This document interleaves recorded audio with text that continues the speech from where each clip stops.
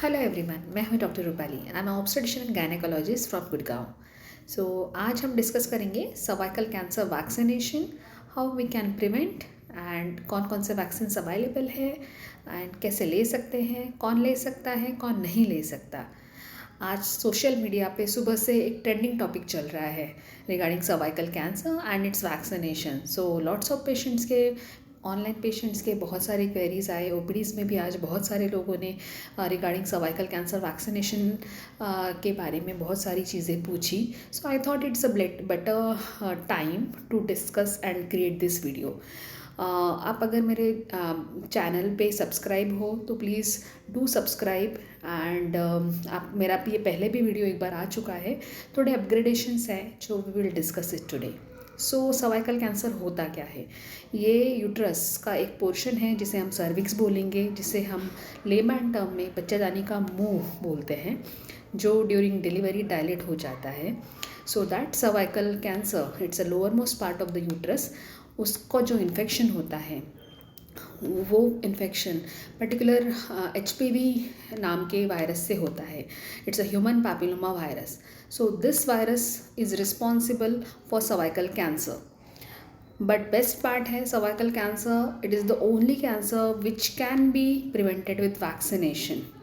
Unfortunately females में all over world cervical cancer is the second most common cancer responsible for female death या female या maternal mortality and every year लगभग 70,000 females will suffer with this cervical cancer despite of availability of vaccination. So awareness is very important. So let's discuss regarding this cervical cancer vaccination and how we can prevent the cervical cancer and क्यों होता है, और इस सारी चीज़ों के बारे में आज हम डिस्कस करते हैं। सो मोस्टली जैसे मैंने आपको बताया, ह्यूमन पैपिलोमा वायरस ये एक वायरस है जो सर्वाइकल कैंसर करवाता है।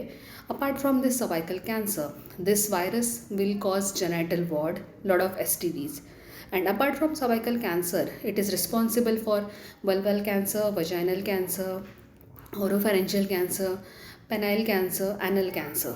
सो ये ओनली फीमेल में ही नहीं, मेल को भी ये वायरस कैंसर प्रोवाइड कर सकता है। सो कौन सा वायरस है, क्या है, इसके बारे में आज डिटेल डिस्कस करेंगे। सो ह्यूमन पैपिलोमा वायरस के बहुत सारे सब टाइप्स हैं, जिसमें कुछ कैंसरस हैं, कुछ नॉन कैंसरस हैं। जो नॉन कैंसरस वायरसेस हैं ह्यूमन पैपिलोमा वायरस का, तो वो जेनिटल वॉर्ड्स फॉर्म करते हैं। What is what? It is just like a cauliflower like dirty growth in the perineal region in genital area, जो सेक्शुअली ट्रांसमिटेड इन्फेक्शन है and ये बहुत जल्दी स्प्रेड हो जाता है। ठीक है। सो जो HPV वायरस के कौन कौन से सब टाइप्स है? सो जो लीथल फॉर्म है, जो कैंसरस हैं, these are 16, 18, 31, 35, 39, then 51, around more than 200 subtypes are available. And जो बेनाइन हैं, जो जेनिटल वॉर्ड्स करेंगे, these are 6, 11, 42, 43, 45। Okay, so these are the subtypes of this virus. So कैसे होगा ये cervical cancer? So most common reason is sexual exposure, multiple sexual partner, promiscuous partner, then smoking, then not maintaining hygiene, and also in immunocompromised patient. So these are the reasons, and mostly sexual workers में जो promiscuous individuals हैं, उनमें cervical cancer is more common. So you should be aware of your sexual hygiene, your sexual partner history also simultaneously. Okay, so what are the symptoms of cervical cancer? Sometimes bleeding, sometimes after maintaining relation you will have bleeding, that is called as in medical term postcoital bleeding. ठीक है, dirty discharge from the cervix that needs to be investigated. Sometimes cauliflower like growth at cervix, some lesions. So these are the breakthrough bleeding होना, these are the symptoms. या फिर frequently ill होना, बुखार आना, weight loss होना, these are the general symptoms of cervical cancer. So cervical cancer के मैंने symptoms आपको बता दिए, these are the end next will be regarding vaccination. So cervical cancer, जैसे मैंने पहले ही अभी आपको वीडियो में बोला, it is the only cancer which can be prevented with vaccination. So vaccination होगा तो टाइमली शेड्यूल डोज लेना होगा, then only the vaccines will be effective. That is the role of the vaccine. It is a preventable thing. जब हो जाएगा disease तो उसमें इतना बेनिफिशियल नहीं होगा, but we can prevent the cervical cancer by taking the vaccine, cervical cancer vaccine, at a scheduled proper timely interval and dosage. So कब ले सकते हैं सर्वाइकल कैंसर वैक्सीन्स एंड कौन से टाइप्स के वैक्सीन्स अवेलेबल है? First of all, we'll discuss what type of vaccines are available.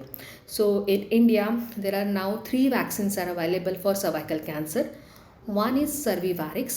It is a bivalent vaccine. It will protect from HPV virus subtype 16 and 18.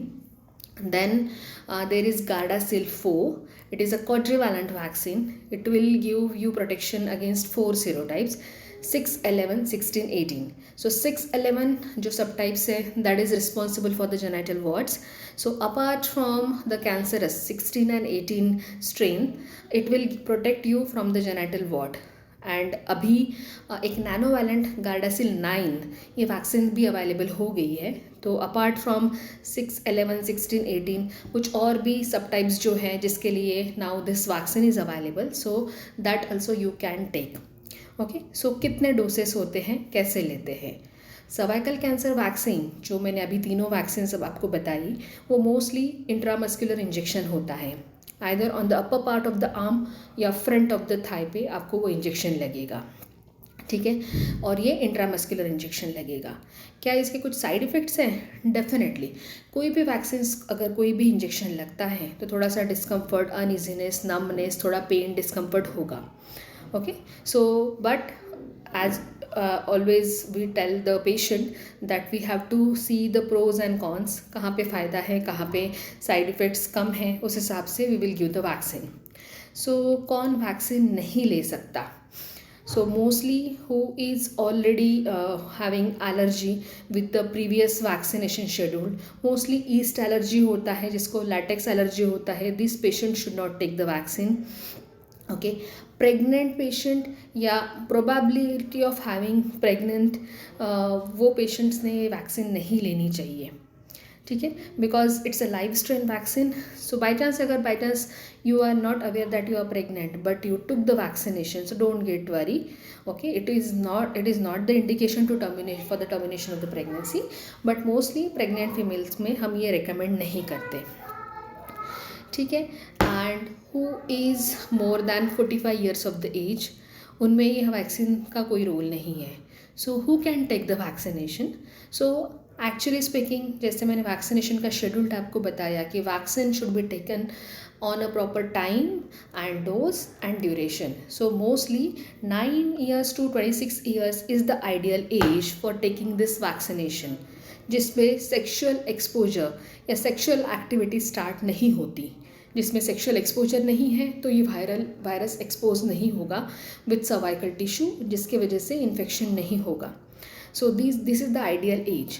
So but after 26 years, means from 27 years to 45 years, as such it is not recommended by vaccination schedule, but if you want, it is we can take the vaccine. It is called as catch up vaccination. It is not that much beneficial जो आप during 9 years to 26 years of the age में लेते हो, but it can give you little bit protection. सो कैसा schedule करना है, कैसा है? So if you have your daughter और any kid at home from 9 to 15 years के रेंज में, तो उनको 2 डोज लगेंगे, 0 dose and 6 dose. Means first vaccination आप अगर आज ले रहे हो तो 6 महीने के बाद सेकेंड डोज लगेगा। ठीक है, फ्रॉम 15 ईयर्स टू 26 ईयर्स आपको 3 डोसेस रिकमेंडेशंस हैं, 0 dose, 2 months dose and 6 month dose. Means आज आप लोगे, आज के बाद 2 महीने के बाद लोगे, और उसके 2 महीने के बाद अगेन 4 months के बाद लोगे, या फिर आज से एग्जैक्ट 6 months के बाद आप 3rd डोज लोगे। ठीक है। जो रिकमेंडेशंस मैंने बोला कि after 27 years to 45 years it is not recommended as such, but अगर आप आपके डॉक्टर से कंसर्न करते हो तो you can take the vaccination, is called as catch up vaccination. But apart from this you need to do a regular pap smear screening also. तो वो भी एक आपको 0 dose, second month dose and 6 month dose, आपको 3 doses लेने होंगे। After 45 years, it is not at all recommended. But yeah, in immunocompromised patient, irrespective of the age, you have to take this vaccination. Because immunocompromised patient is already so immunocompromised, they are more at risk for having this all sort of cancer. Okay, so next question होगा कि if I am sexually active, सो उसमें भी मुझे benefit होगा क्या ई vaccination से? So definitely small exposure to the virus, mostly हमारी बॉडी इम्यूनाइज होती है, इम्यूनिटी हमारी इनहेरेंट होती है, तो ये इतना ज़्यादा इन्फेक्शन नहीं करता. So even if you are sexually active and if you are following in this all this age group as discussed, so you can take the vaccination. So अगर वैक्सीनेशन लिया मैंने तो मुझे पैप्समेयर करना ज़रूरी है? Yes, it is. There is no replacement for the cervical cancer vaccination या pap smear examination. You have to do pap smear cervical cancer screening every 3 yearly. Every yearly up to 3 years अगर तीनों negatives हैं, and cervical cancer vaccination simultaneously. सो आपके अगर first 3 consecutive years के जो Pap smear examination है वो नेगेटिव आते हैं, तो उसके बाद आप एवरी 3 ईयरली आप कर सकते हो till 65 years of the age. But इसके साथ साथ आपको आपका रूटीन पैप्समियर स्क्रीनिंग जो आप कर रहे हो वो करना ही है. उसमें कोई आप वैक्सीन लो या ना लो, उसके लिए रिप्लेसमेंट नहीं है. Then only we can detect the lesion at the earliest. We can do a small procedure, we can take a biopsy from the particular infected lesion, and we can prevent the cervical cancer. Okay, so immunocompromise का मैंने पहले ही बताया कि आपको vaccination लेना ही है. So mostly जैसे फीमेल में हम एग्जामिनेशन कर सकते हैं. सो क्या males are also at risk? So जी हाँ, मेल्स में cervical cancer like pap smear screening की तरह कोई और ऑप्शंस अवेलेबल नहीं है स्क्रीनिंग का. तो boys and young male they should take the vaccine. जैसे मैंने स्टार्टिंग में ही बताया, this virus will, apart from the cervical cancer, it might cause genital cancer, penile cancer, oropharyngeal cancer, vulval vaginal cancer. So males are also at risk for having different cancer. So definitely they should take vaccination. In fact, अभी नए vaccination schedule में even boys now getting the vaccination between 9 to 26 years of the age, ये cervical cancer का vaccine. सो कहाँ पे available है? Almost all hospitals में this vaccines are available. Even कुछ हेल्थ प्रोजेक्ट्स होते हैं, कुछ कॉर्पोरेट ऑफिस में भी कुछ जहाँ पे बहुत सारे projects government of India run कर रही है, वहाँ पे रीजनेबल अमाउंट में this vaccines are available. Okay, so I think I have covered all regarding this vaccination. So I'll recommend everyone, each one of you, to take the vaccination. अगर जिसने अभी नहीं लिया है, जो अभी 9 to 26 years के एज में है, उन्होंने भी वैक्सीन लेना ही है. That is the most beneficial thing. And जो 26 to 45 years के एज में है, it is called as catch up vaccination. So कुछ ना करने से अच्छा है आप थोड़ा प्रोटेक्शन ले लो. So make yourself aware of all this sort of vaccines which are available to help you to maintain your good health, and that is, I think, the newer gifts also. So I hope you like this video. So please stay tuned to my channel and subscribe to my channel. Thank you very much.